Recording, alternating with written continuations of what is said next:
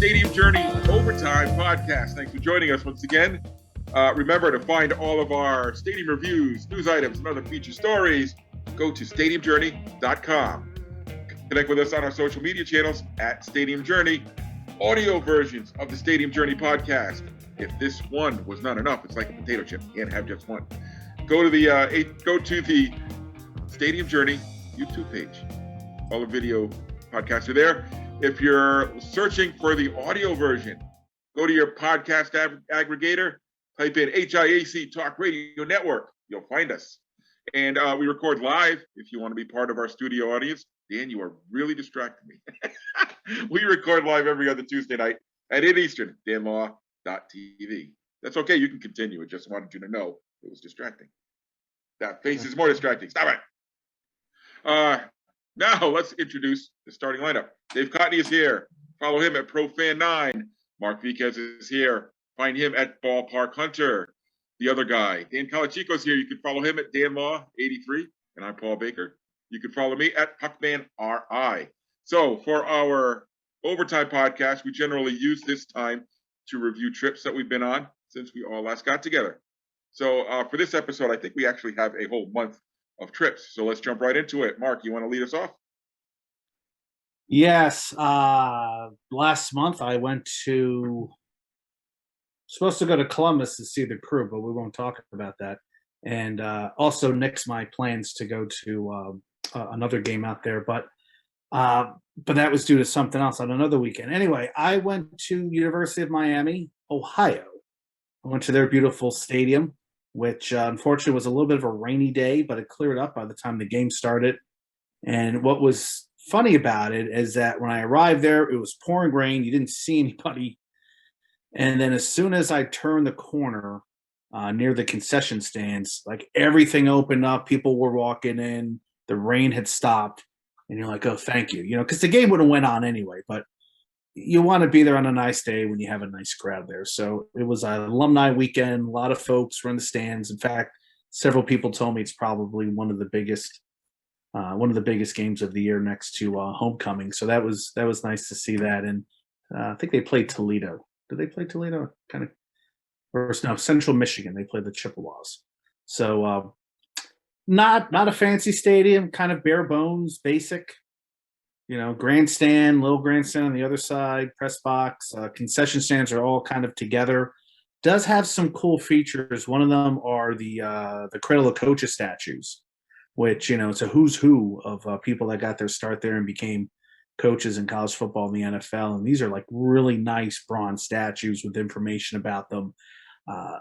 Weeb Eubank was there, and Bo Schembechler, and a host of others. It was Woody Hayes, Harbaugh. I mean, it was well done. It's like, man, this is like awesome. The claim these guys, and he can even go down to baseball with Walter Aston for the Dodgers. He got to start there as well. But that was a lot of fun to see, and it's just a great vantage point, photo ops. Another cool concept is up on Eubank Hill, or Weeb Eubank Hill. They took the old press boxes from the original stadium, and somebody said they were built in 1895. Not quite sure, and they repurposed them to just sit up on top of the hill as fans walk down. So you can look at these old ticket booths from the old Miami stadium. So that was a nice feature. And then they don't allow umbrellas into the stadium, so you have to leave your umbrellas somewhere. So people were leaving them on tables. They lean them up against the gates. And I didn't, as long as you left them there, I guarantee most of them were there when you came back. I don't think anybody walked away with an umbrella that wasn't theirs. I have never seen that before, but then again, I have not been to a lot of college games, especially on a rainy day. Is this something that happens at other, mid-major stadiums, leaving the umbrella outside of the building and picking it up on the way home? Let me know.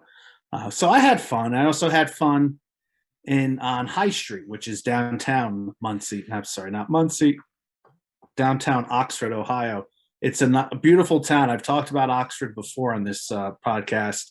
Cobblestone Street, plenty of bars, plenty of restaurants. just a lot of people walking around. You got dive bars, you got fancy places, you got pubs, you just got your local college hangouts. Everybody was having fun. I took some videos. I had college kids coming up screaming, going, "Yeah, come to Miami, it's the best!" And it's this little oasis. You're driving down the middle of cornfields and hilly country roads of Ohio, and boom, you hit this awesome campus, and just never have a bad time at Oxford. I can't wait to go back and see hockey. Can't wait to go back to see basketball, and can't wait to just go back and check out downtown on a nice spring or summer day with the wife. So beautiful campus, nice venue for football. I went there on a good day. I don't know what it would be like in December when it's 40 degrees outside, but go Red Hawks. That's it. That's all I went to. All right. Dave, how about you come up next? Well, I this past weekend was at Warrior Field at the University of Waterloo for the Waterloo Warriors, and exciting in that leading into the Battle of Waterloo, which is next weekend, with my Laurier Golden Hawks and the Waterloo Warriors. It's going to be a big one. So I think Laurier is going to make the playoffs. Waterloo, it's going to be tight. But same, just nice. I like the way Waterloo has dealt with the COVID thing and naming their seats, numbering their seats and whatnot. So you're actually like buying a specific seat as opposed to general admission. That was kind of their big thing that they did. And Laurier hasn't done that, so that I enjoyed that certainty in knowing what it was going to be like. So, but that's it for me. I will say this though, I did do some planning, and I think I got a March break trip planned. So Sounds like a good one. Yeah, crossing my fingers for a little Ottawa trip. Ottawa and Daniel Bambridge, Ottawa, Montreal. So that's it for me. All right, good night, everybody. All right, yeah, I don't want to talk about anything. Yeah, I was kind of upset. I'm going up to hopefully going up to Laval for the AHL All-Star game at the beginning of February, and unfortunately, that's the same time that the NHL is on their Olympic break. So I was hoping while I was up there to catch the Canadians and the Senators, because the Senators are only 2 hours away from Montreal. But no, they're all on vacation. So they said Paul's coming up, vacation the shit out of it. Yep. So we're going to turn probably the AHL All-Star trip into this like a long weekend. But where is that this year? Huh? Where is the AHL All-Star this year? I just said it. Laval. Oh, you did say it. What? In the Montreal suburbs. So I got to polish up my Francais. Hello, everybody. We're going to Montreal. All right. Well, I'm going to go up there and talk like Peter Sellers and just piss everybody off. Yeah, exactly. You'll be... Laval in their new building, Place Belle, is on my itinerary for my March break trip. So. Oh, they have a new building this year? No, a couple of years ago. I thought it was an older arena. Well, the team itself is only like 5 years old, so I think the building's probably also about 5 years old. But anyhow, let's see. I've been going here, there, and everywhere over the past few weeks. So, funny story before I get into where I did go. I want to talk about somewhere I did not go one game. I actually was able to get free tickets to the WNBA semifinals at Mohegan Sun Arena in Uncasville, Connecticut. But alas, the traffic gods were not with me. So it was funny. I was going to meet Pam at our meeting spot, which is halfway in between both of our works, right off the highway. And then we were going to jam over to Connecticut, which is about an hour and a half ride for us. But as I was approaching the meet-off spot, past this sign on the highway, you know the signs that says, X amount of miles to a certain city, it's going to take you this amount of minutes. Past a sign that said Braga Bridge, 8 miles, 81 minutes. What? I looked at that, I said, that can't be right.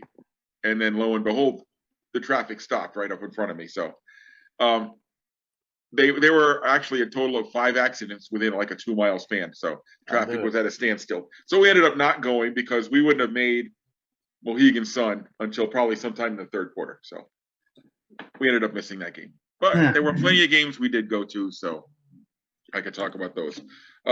One game I went to was up at Schneider Arena on the campus of Providence College. It's their hockey arena. Went there to see the women's hockey team play the Boston Pride in an exhibition match. The Pride had been practicing for all of 2 days together, and it showed. They did not look good. Providence College actually beat them. Good. Pretty handily. Good. Yeah. Schneider Arena, I'll probably save talking about it a lot until when I go to a game with a lot of people. I can't complain. There were about 100 people there for an exhibition game. That's not bad. That was not advertised anywhere. So how many does it hold? About 4,000. It's a nice little arena. It's nothing fancy. In terms of hockey in this area, Providence College is kind of far down on the food chain, but they've got a nice arena that they've sunk a lot of money into recently.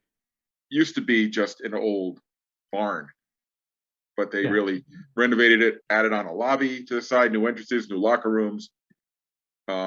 It's a tiny place, so the sight lines are fantastic, unless you're not a fan of safety railings. There are safety railings everywhere in this place. The arena where everybody falls. Yeah, exactly. Yeah, it's one of those arenas where the ice is here and then the seats start up here. So you're even if you're in the front row, you're about 5 or 6 rows above the ice. Nice. Interesting piece of trivia. Schneider Arena was built in 1972. The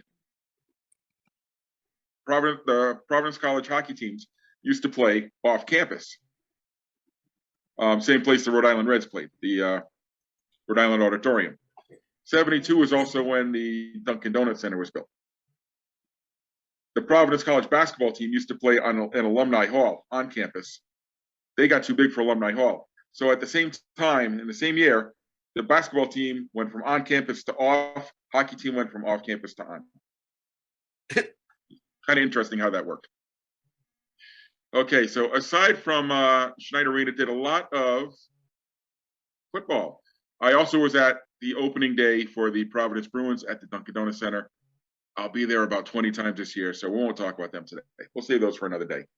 So college football. We will not talk about Cressy Field at UMass Dartmouth. I've got one more game left, and then my first season of announcing college football is done. So first place I went to on October 2nd, Rentschler Stadium, home of UConn football. Rentschler Stadium is located not on campus, not on the UConn campus, but in the not to be visited town of East Hartford, Connecticut, known as the car theft capital of the world. No, seriously, it's got the highest rate of car thefts, or at least it used to. Wow. In the country. Rentschler Arena is a fine place, though. It's built on land that used to be an old airstrip back in World War II. They used it for aviation testing and stuff. Pratt & Whitney used to use it. They donated the land to the state of Connecticut. And when the Patriots were flirting with the city of Hartford, they were going to build this massive 70,000 seat stadium downtown on the Connecticut River. Patriots pulled out, so those plans died. Pratt & Whitney said, here, have some land, Connecticut. And Connecticut says, what are we going to do with this land? We are going to build a football stadium there. So they built this decent 40,000 seat football stadium for UConn, 20 miles from campus, not in Hartford, not in stores, just kind of in the middle there. So with UConn really struggling lately, it has become not such a desired destination. So we actually went there. They were playing Yale. They were playing an FCS team, won their first game in 2 calendar years. So that was exciting. In front of a crowd of about 15,000. So it was a decent crowd. That's Rentschler Field. Rentschler Field, the good thing about Rentschler Field for me is the food experience. They've got Ted's steamed cheese. Oh, they used to have Ted's steamed cheeseburgers. They weren't there that day. Bear Barbecue, UConn Dairy Bar. They've got all kinds of craft beers. So if you want to eat at a game, Rentschler Place is as good as any. The following 2 weeks later, I went up to Durham, New Hampshire, to catch the New Hampshire Wildcats. Wildcat Stadium was redone. They've actually been playing there since for a long time, since the 20s. They had an old stadium that was named Cradle Stadium, which they nicknamed the Dungeon because it was on the back side of the field house. So it looked like kind of like you were in a dungeon, and it had this intimidating crowd, and it was this old creaky place. They went all in about 5 years ago, built this brand new grandstand, modernized everything. It is a beautiful place to play now. For me, the highlight of Wildcat Stadium is going into the field house because they have pictures lining the halls of the field house of every single team to ever represent the university. So, place like New Hampshire, you've got dozens of NHL players that if you want to search for them, you can find them. You can find Carlton Fisk and his brother, who played basketball for the University of New Hampshire.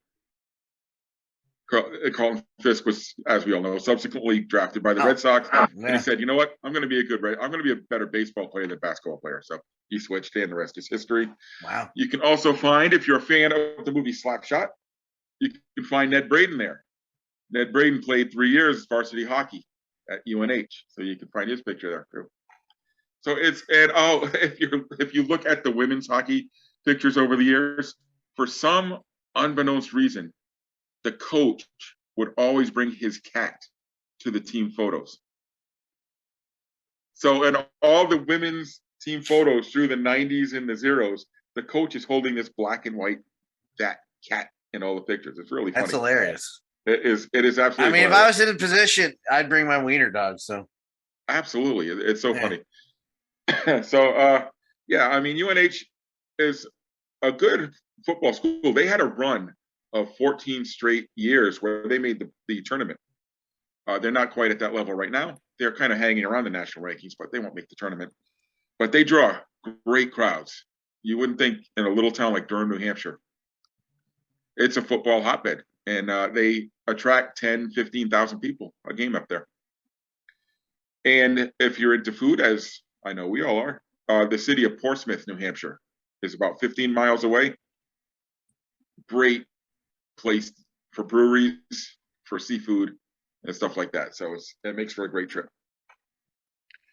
And then last Friday night, took the day off, gave myself a long weekend, decided to take in some Friday night lights up in Hanover, New Hampshire, another one of my favorite places to visit. One of the best things, Stadium Journey has allowed me to go to these places that I would never even imagine going to otherwise.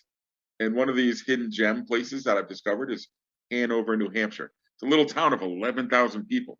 It's also the home of Dartmouth College, one of the Ivy League members. So we went up to Memorial Field. It had been a while since we've been up there. It had been, I think, 6 years since we've been up there. Hanover has got this great little main street and this great town green. So you can wander around the town. They've got restaurants and shops and bakeries and stuff. And then you can just walk on over to the field. A few years back, they had to modernize the stadium because the stadium was built in 1923.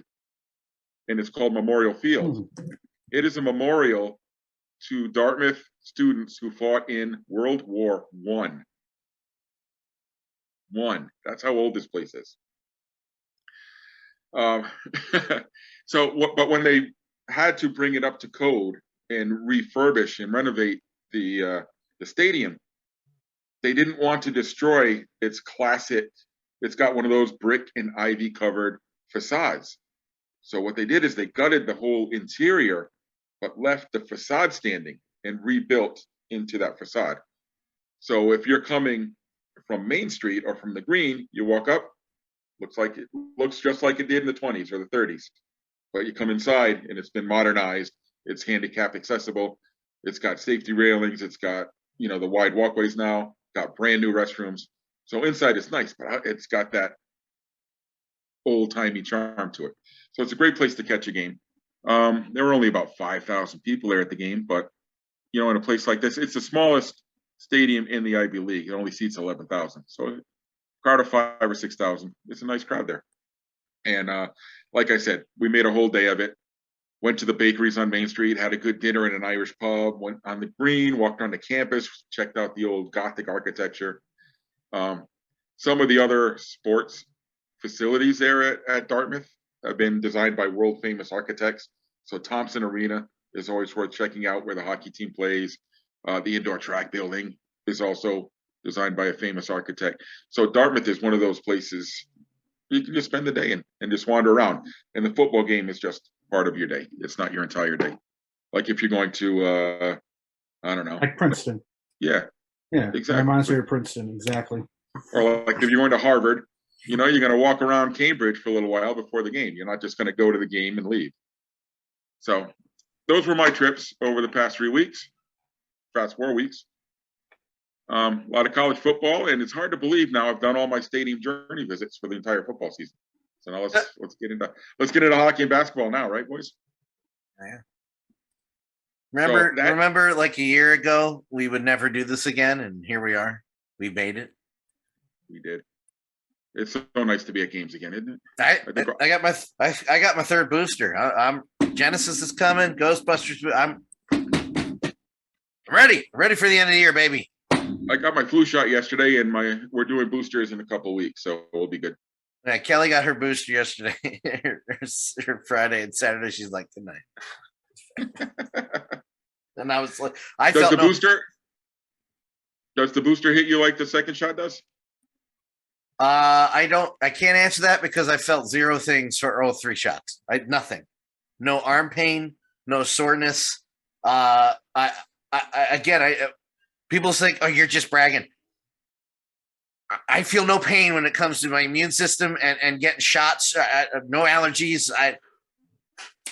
I got nothing, which part of me was like, did you really put that in there? But it's like, but I could placebo. Yeah, but I saw the shot go, I saw it go in. So I'm like, I don't feel anything. Kelly, like 7 hours, like, because the booster is only a half shot. It's not a full shot. For the Moderna one, the Pfizer's full, I believe. Yeah, I think Pfizer's the full, but I got it, and I felt the needle go in, but next day I was like, all right, let's go. Yeah, everybody reacts differently. Yeah, I've been ungifted in other things with my body. My immune system, I was gifted. There you go. We all got something we're good at. Yeah, exactly. Damn it. All right, so that's all the time we have for tonight. Thanks everyone for joining us. I hope you enjoyed our recap of the month of October, Stadium Journey-wise. So, Dan, where can our listeners follow you online? I just want to say, Greg said if you get the booster and the flu shot at the same time, it's a lot worse. But I saw enough disease experts and people who worked on that said probably don't get those at the same time if you don't want your ass kicked. So I refused. So I go actually next week I get the flu shot. But you can find me being impervious to flu shots at DanLaw83. Mark, any stadium journeys planned for you for the next couple of weeks? And where can our listeners follow your adventures? I'm looking at going to Notre Dame this Saturday and then Purdue sometime. I think I'm trying to get to Purdue. I got to look at my schedule. My father's in town for the next month. He's 92. So would love to take him to a game or two, but at the same time, he's not a football fan. He's more of a soccer guy. So he'd probably enjoy a hockey game. So maybe we'll look into that later on. But follow me at Ballpark Hunter on YouTube, and Twitter, and Instagram, Twitch, all that good stuff. So check me out. Good stuff. Am I the only one who thinks it's weird that soccer gets played all the way into like the deep November? No. Sure. Well, here in the States, you know what? I will tell you this: here in the States, that we're the only country that plays like that. Everybody plays August to May, like in Europe and South America. But yeah, I mean the soccer season is long, but at the same time, those are options. I just think it's really cold. It's really cold by the end of the season. Yes, well, you got gloves and long sleeve shirts and hats. I remember working Gillette. They had the what's the MLS Cup called? I think it's called the MLS Cup. MLS Cup. Yeah, and they had it at Gillette one year, and it's been at BMO a couple times. Yeah, in December, I think. Yeah. No. So, Dave, speaking of BMO Field, any stadium journeys planned for you over the next couple of weeks? And where can our listeners follow you? At Twitter and Instagram at ProFan9. Okay, you're not gonna believe this. This is as close to normal for me in a long time. Okay, ready? Here we go. This Friday, my first trip in like 2 years to the Odd to see the Kitchener Rangers. So that's super exciting. Saturday is the Battle of Waterloo at Warrior Field, the Laurier Golden Hawks against the Waterloo Warriors for football. And then the OUA hockey season tips off, drops, faces off. So Drops their faces off. I've got a trip to the Columbia Ice Field to see the Waterloo Warriors on the 5th, and a trip to the Waterloo Memorial Recreation Complex to see the Laurier Golden Hawks on the Saturday, and then I'm going with my nephews and my sister-in-law to see the Toronto Raptors. This is like, wow, I haven't had a big run like this in a long time. Big trip winner. Yeah. And our listeners can follow those travels where? At Profan9 on Twitter and Instagram. All right.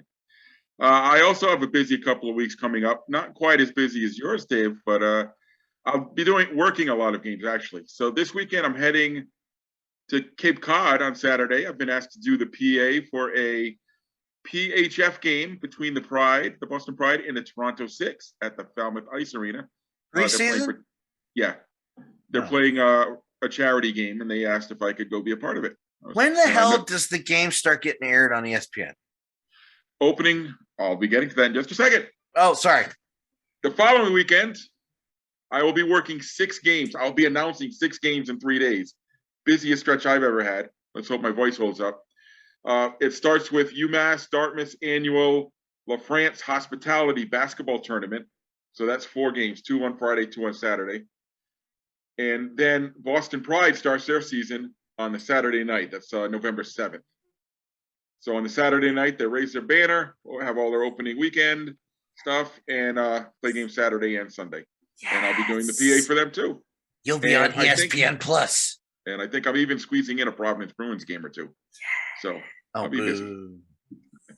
You can follow my Stadium Journeys on Twitter or Instagram at PuckmanRI. And don't forget, visit the website, stadiumjourney.com. That's where all of our stadium reviews and other stuff can all be found. Connect with us on our social media channels. Find us at Stadium Journey.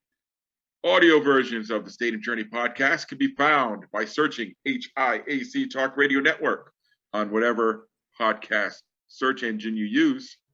And video simulcasts of the Stadium Journey podcast are on our YouTube page. And our classic back catalog can be found at vocnation.com. Remember, every other Tuesday night, you could be live with us, part of our studio audience, as we record at 8 Eastern at twitch.tv/DanLaw83. And join us in 2 weeks. The exact date escapes me. That's like November 9th, 10th? 9th, I think. November 9th. We'll be joined by our old friend Andrew Bow to talk about some college football. And 7 o'clock. Oh, yeah, we're at 7 now, not 8. Look at that. All right. We'll talk about college football. He is, Andrew Bowes, if you have not been a longtime fan of the show, is trying to hit every single one of the FBS football stadiums, and he is pretty close to the finish line. I think next year or the year after, he will hit the finish line. But we have him on every year, and he updates us on the 10 or 12 new places he's been. It's always a great episode. So join us. And so for Dan, like, share, subscribe, tell everybody. Like, share, subscribe, please. For Dan, Mark, and Dave, this is Paul. If you save Stadium Journeys, post games on the road. Hope to see you real soon.